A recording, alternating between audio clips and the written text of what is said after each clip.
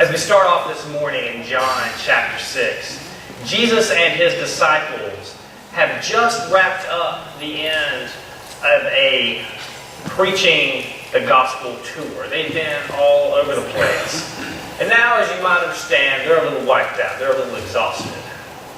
So Jesus has taken them out into the mountains to a mountain retreat center that's pretty popular to people of the day. And today is known as Golan Heights, which sounds like a nice place to take a break, right? Nice little mountain retreat. And Jesus is with his disciples. They're sitting outside, and they're finally getting a chance to kind of take a breath, regroup. But people catch wind of where Jesus is.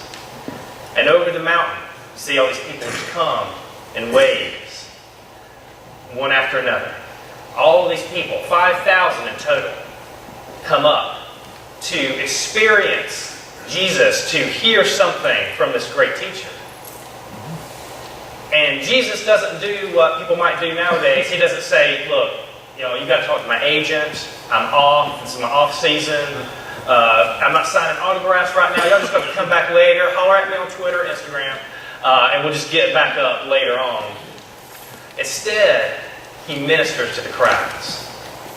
Now, out of all of his disciples that are with him there, he's got this one disciple, Philip. And Philip is a local boy as far as where they're at. He's not from Golan Heights, but he's from the next door town, Bethsaida. So Philip knows the area.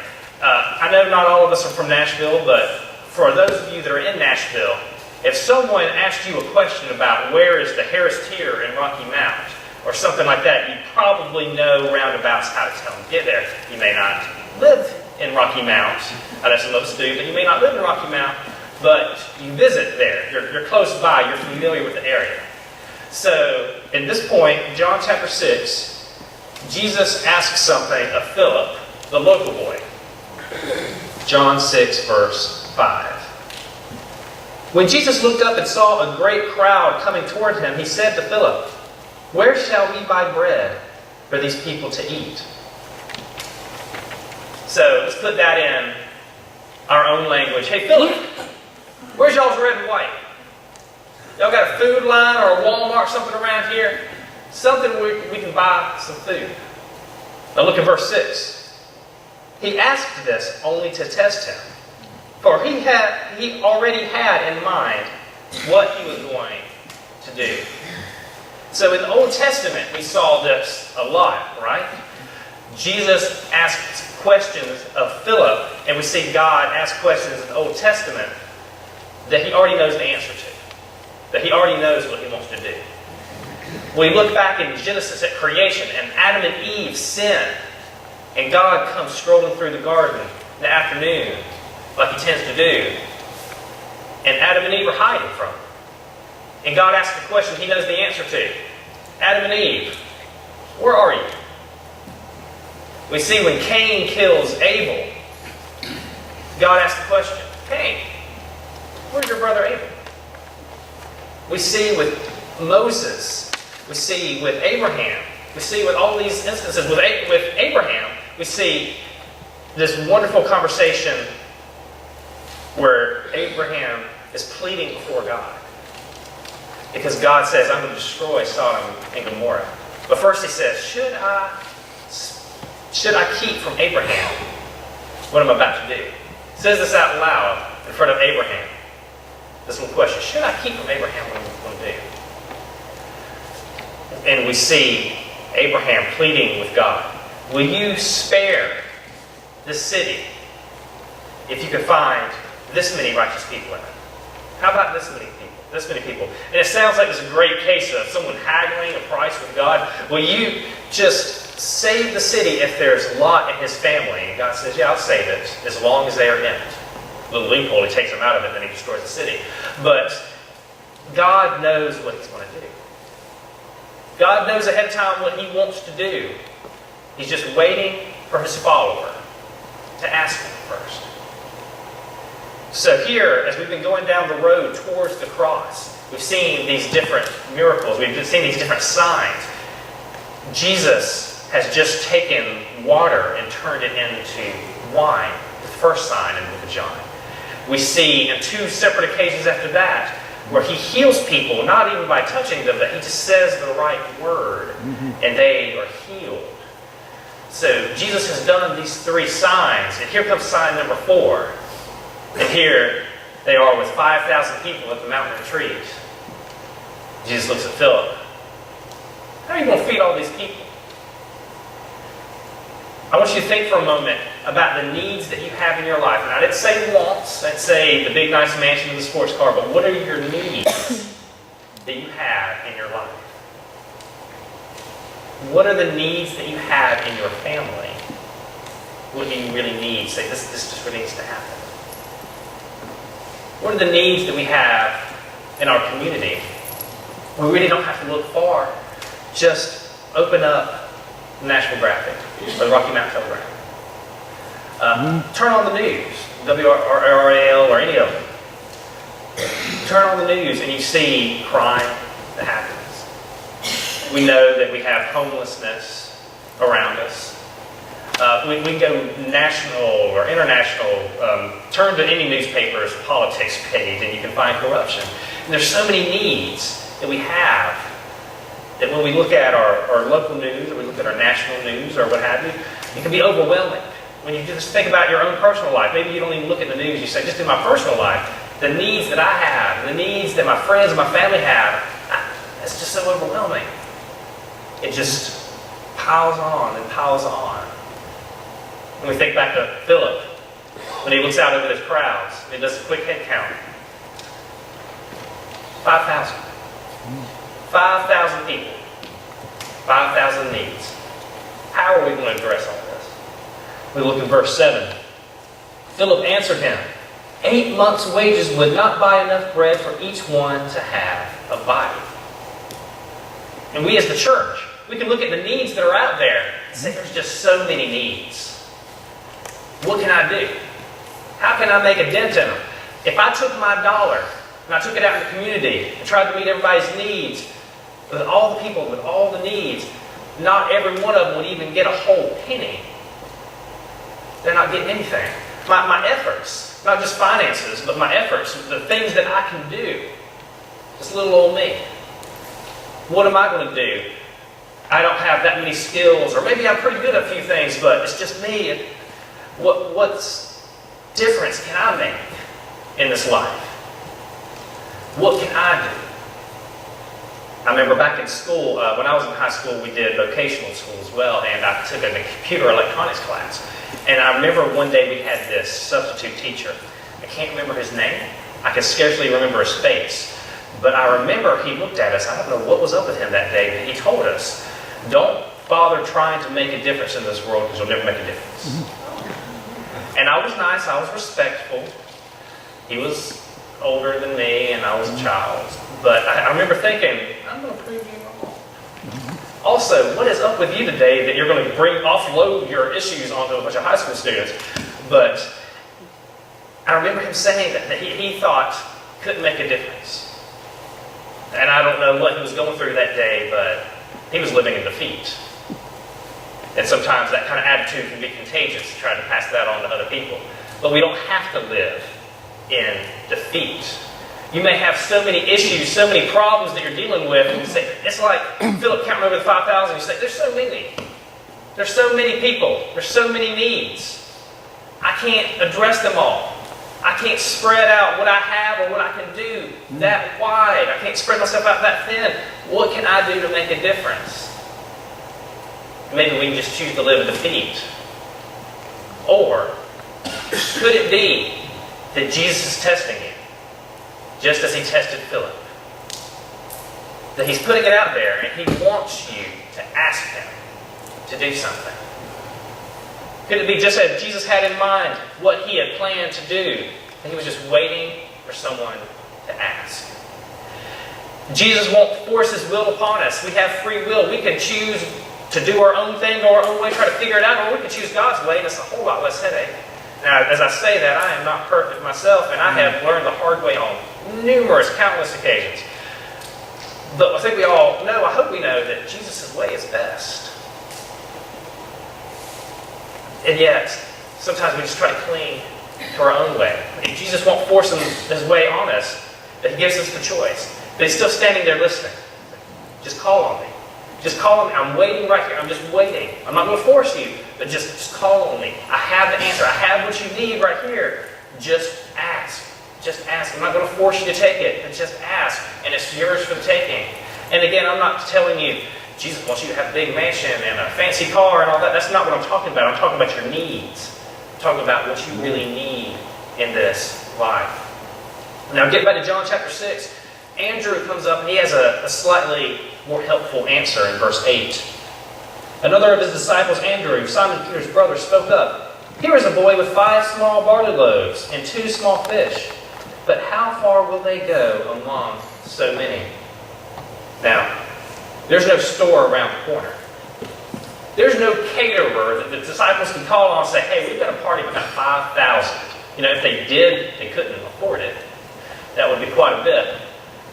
But what they have is they've scrounged up a little bread, a little fish, and they're basically coming to Jesus saying, I don't know what you can do with this. It's just a little bit. I don't know what you can do with this little bit, but I'm going to trust you with it. I don't know how you can meet my needs with all this little bit that I have to offer. I've scrounged and I've begged and I've asked to get this little bit. I don't know what you can do with this, but I know you can do something, so I'm just going to give it to you. From the context of what we're reading here, I imagine the disciples have walked out amongst the crowds. 5,000 people. And they're walking around the crowds and they're saying, hey, does anybody have a sandwich? Does anybody bring a little bit of lunch they can share? Did anybody bring a pack of nabs and we can spread it in little pieces? Out of everybody, one kid brought his lunchbox.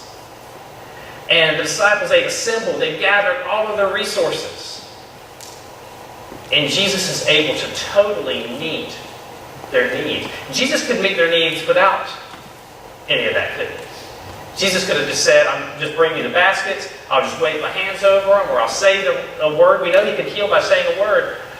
I'll just say something, and then the baskets will fill up with food, and we'll just keep on going. But that's not what he does. He asks the disciples to come up with what they can. Because sometimes God wants us to do a little bit. He's going to do the other 99%. But he asks us to do that 1%. That he calls on us to take that first step of faith, knowing that he'll come in the rest of the way. He'll connect the rest of the dots. He'll fill in the blanks. That he can do what we can't do by ourselves. But that he asks us to take that first step of faith.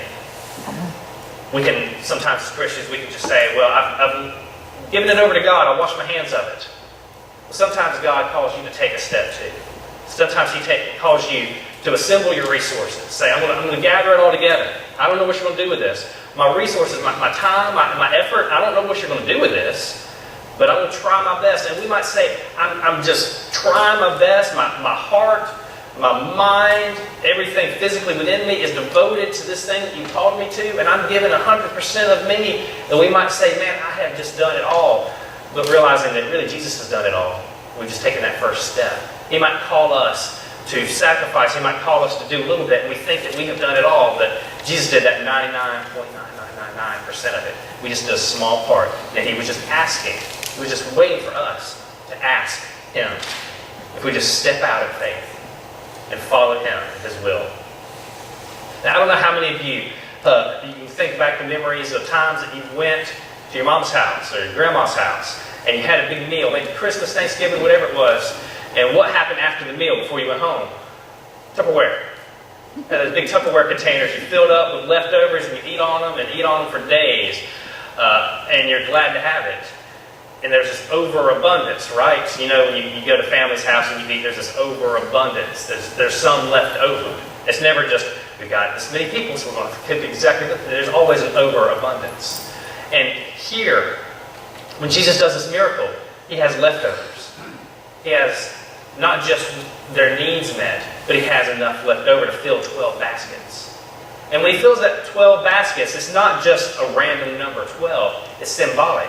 Because God's people, Israel, were divided into 12 tribes. There were 12 people groups, 12 family lines that all traced back to Israel. And by saying these are 12 baskets of leftovers, Jesus is saying all of God's people, I don't care which tribe you came from. You're all God's people. And I've got over an abundance for all of you. The blessing is out here for everybody. Nobody's going hungry. We've got enough to send home with you.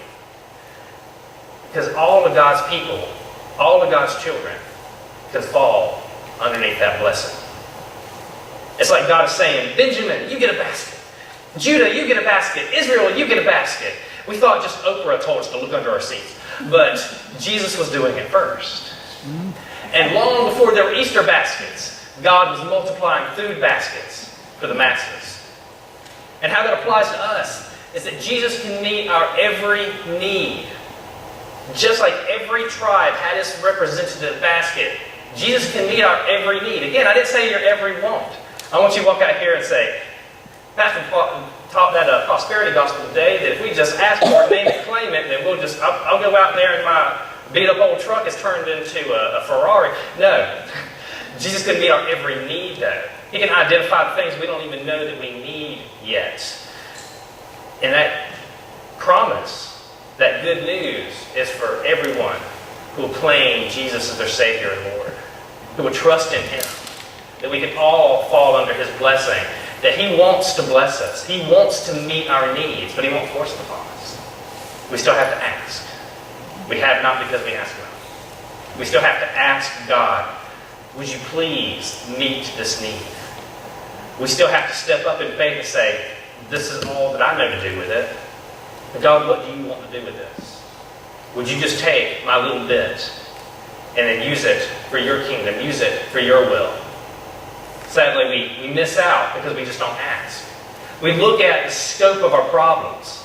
And like Philip counting those 5,000 would say, it's just too big. There's too many problems.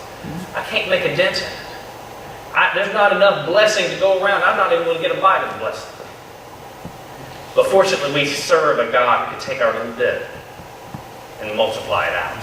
The furthest reaches for His kingdom, for His name's sake. Now, I like to give to ministries that have a face on them. Meaning, if I give of my resources, of my time, my talent, I know that it went to something good. I know sometimes there's things that call upon you, especially things on TV, and say, send a check. You send a check and you have no idea whatever happened to that. Did you help anybody with it? I like to see things where I can say, there's a face and there's a name, and I know that I made a difference with what I did, whether it's financially or of my time and my talents. And I want to brag on you, church, for just a moment. Down the hall here in the racquetball courtroom, we are taking donations to take to Enjoy.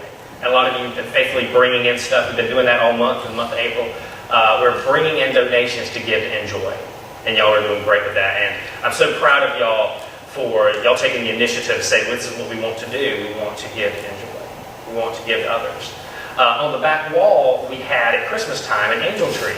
And we were able to give gifts to a single mother to provide for her child for Christmas. And that is not an obligation, that is a privilege. A privilege to get to be part of something like that. If I can brag on A.J. Litton here recently, he got an award at the Chamber of Commerce, and some of us were there. And the guest speaker that night was a judge. And one of the things that he said that just stood out in my mind, this judge who's talking about the things that happen in the courtroom, and out on the streets, he said that one of the biggest things that he saw keeping kids off the streets and out of his courtroom was the Boys and Girls Club. And y'all have been wonderful at working with the Boys and Girls Club. I know that a lot of y'all did a wonderful Easter egg hunt here at the church, and we had visitors to that, and that was wonderful. And I appreciate all y'all did with that. And I know we're also turning around and doing an Easter egg hunt for the Boys and Girls Club out in the community. And you're impacting lives for good when you're working with the Boys and Girls Club. And it's not just the life of that child, but it's all that they can positively impact out in the community instead of negatively impact. So you're having a ripple effect as we go and we present the gospel during Vacation Bible School and during Easter egg hunts and all of those things that you're involved with in getting involved with our local Boys and Girls Club. And there's all sorts of opportunities just in our local community. You don't have to look far. And then we're also involved with communities like sending K to Cambodia, where we're sending finances through our Annie Armstrong Easter offering as well. And those go to missions in North America. And like I said, I like to put a face to the need and how it's met, we do have a little quick video on the Annie Armstrong Easter offering that we'd like to show to you now.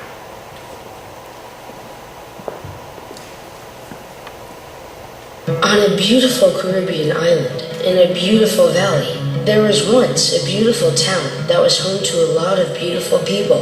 Comerío is a beautiful place, and people of Comerío are very lovely people, very warm people. Jorge Santiago knows all there is to know about his hometown of Comerío, Puerto Rico. After all, he used to be famous here for all the wrong reasons. When I was young, I wasn't too welcome in this neighborhood. Jorge used to sell drugs in Comerío. That's why when he came home after several years of living up north, people were shocked at what they saw. I started talking to friends, people who I stole from them, and everybody was asking me, what happened to you? You are not the same. While he was away, Jorge had decided to follow Jesus, and God had told him to go back to Comerío and start a church for all his old friends. I saw that if they just had an experience with Jesus Christ, their life would be changed, their life would be transformed the way my life was transformed. And that's how God started working in my life. He said, now go and preach from the place that I took you out from. But then everything changed. September 20th, 2017 was one of the worst days in the history of Comerío, Puerto Rico. That's the day Hurricane Maria hit. We didn't know how hard Maria was going to be for Puerto Rico, but the hurricane was like this big, and Puerto Rico was this big. In Comerío, almost every house lost its roof. No one had electricity. And for months after, if you wanted food or water, you had to get lucky. It was really scary, and I was so heartbroken because I knew my people need help. That's when beautiful things started happening. First, since most people couldn't get water or electricity, Jorge got the idea to start a free community laundromat. We shared the gospel and prayed with so many people at the washer machine area. And then, churches like yours sent mission teams to help Jorge put on the biggest vacation Bible school anyone here had ever seen. When I think about God, I think about big. We want to do it this big because that's how God is, big. Comerío doesn't have many churches, so here, the bigger the VBS, the better. There was singing and dancing and crayons and candy and games and geckos. Yeah, you heard right, geckos. And when it was all done, lots of kids and parents who had never been to church before had heard about Jesus and decided to follow him. To see those people getting baptized, for me, that's exactly what God wanted to get done here in Comerío. And the crazy thing is, you are a part of this. When you give to the Annie Armstrong Easter offering, you're giving Jorge everything he needs to meet people, share Jesus, and start a new church. Yep, your offering is making life in Comerío just a little more beautiful than it already was. When people give to the Annie Armstrong offering, I see that they are not just putting money in a place, but they are investing in people's life, in someone else's eternal life. And that means a lot.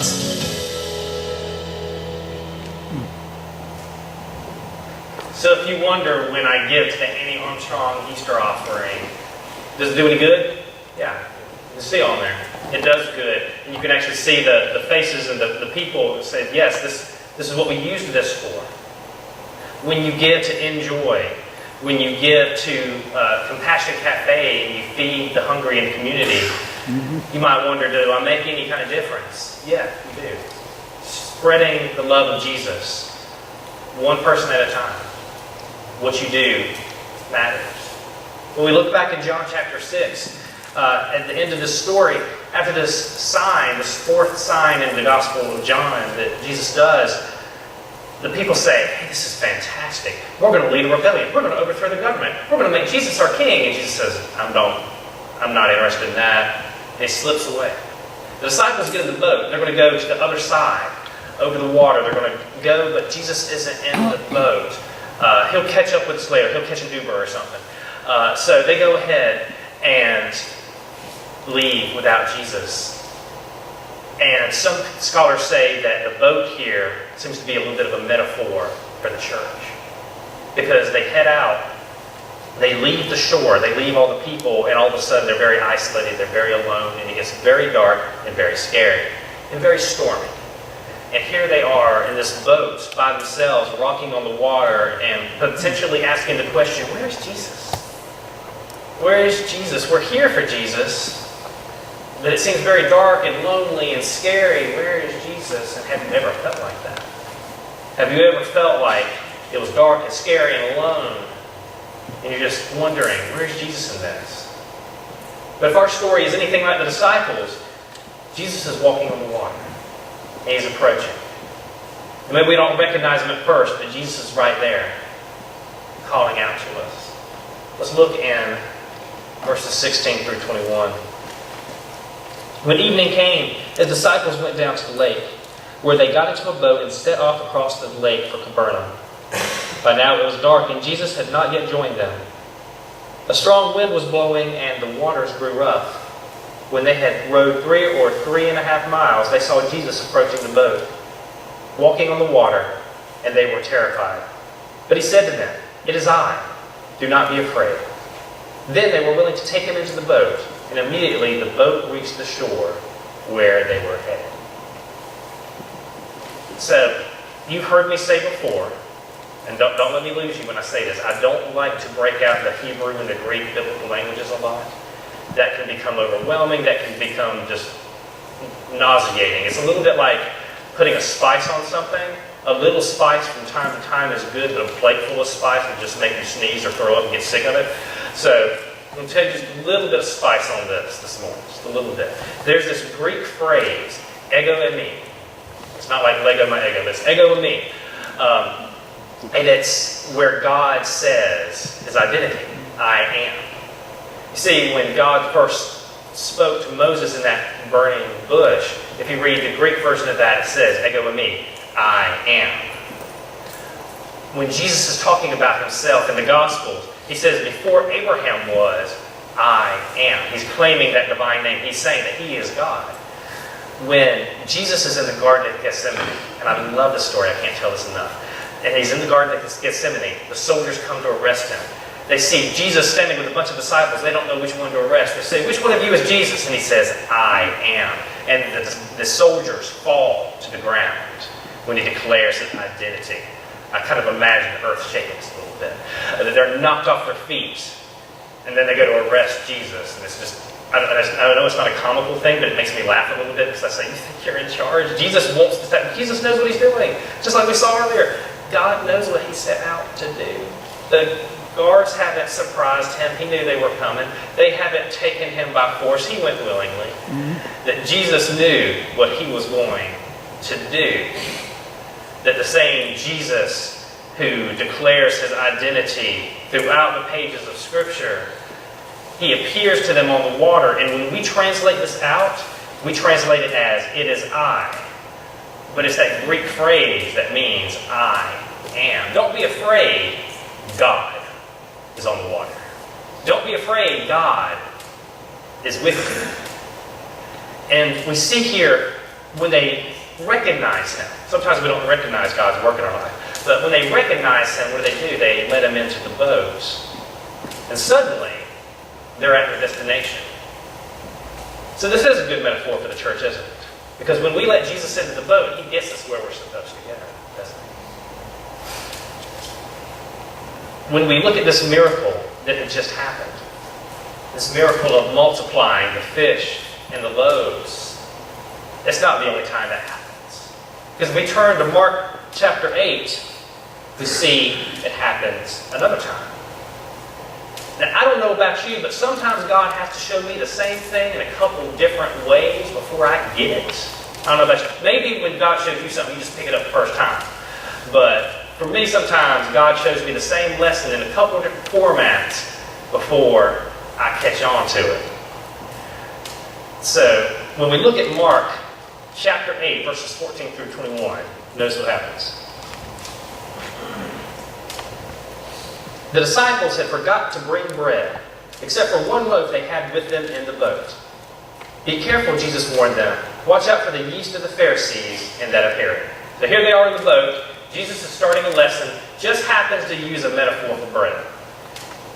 They discussed this with one another and said, "It is because we have no bread." Aware of their discussion, Jesus asked them, "Why are you talking about having no bread? Do you still not see or understand? Are your hearts hardened? Do you have eyes that fail to see and ears that fail to hear? And don't you remember, when I broke the 5 loaves for the 5,000, how many basketfuls of pieces did you pick up?"